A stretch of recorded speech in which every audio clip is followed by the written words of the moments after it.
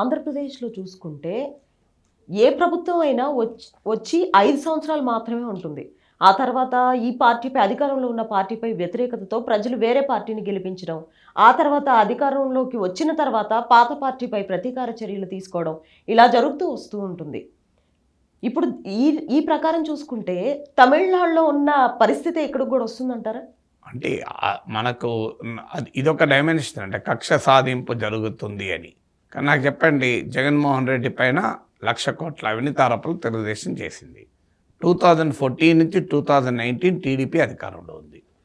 2014 నుంచి 2018 మధ్యలో కేంద్రంలో కూడా టీడీపీ భాగస్వామి.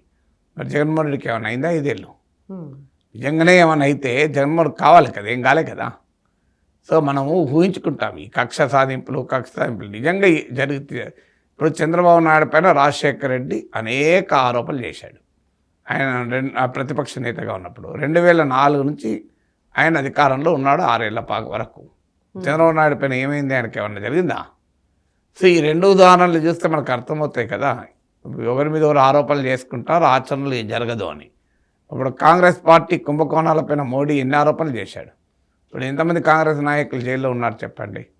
రాబర్ట్ వాద్రా, సోనియా గాంధీ అల్లుడితో సహా అందరి మీద ఆరోపణలు చేశారు. ఏం జరిగింది? ఏ కాంగ్రెస్ నాయకుడు జైల్లో ఉన్నాడు? ఒక చిదంబరం 2 రోజులు పోయి వచ్చాడు. సో అందువల్ల రాజకీయాల్లో ఆరోపణలు చేసుకుంటారు, ప్రత్యారోపణలు చేసుకుంటారు, ఆచరణలో ఎవరికి ఏమీ జరగదు. ఏమైనా జరిగితే కింది లెవెల్లో కార్యకర్తలు, అంటే ఈ నాయకుల కోసమని అంగీలు దింపుకున్నవారు, రక్తాలు కార్చుకున్న వాళ్ళు ఇబ్బంది పడాల్సిందే తప్ప పై నాయకులకు ఎప్పుడు ఏమవుతుంది, ఏమీ కాదు కదా. ఇప్పుడు మీకు కక్ష సాధింపు అనేది ఎవరమో అంగీకరించము. కానీ అదే సమయంలో గత ప్రభుత్వంలో తప్పులు జరిగినప్పుడు అది కక్ష సాధింపు అనుకుంటారేమో అని వదిలేయాల్సిన అవసరం కూడా లేదు.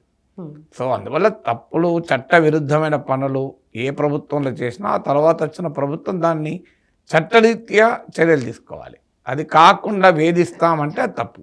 చట్టరీత్యా చర్యలు తీసుకోవడానికి కూడా కక్ష సాధింపు అని చెప్పి మనం కాదని కూడా అనకూడదు.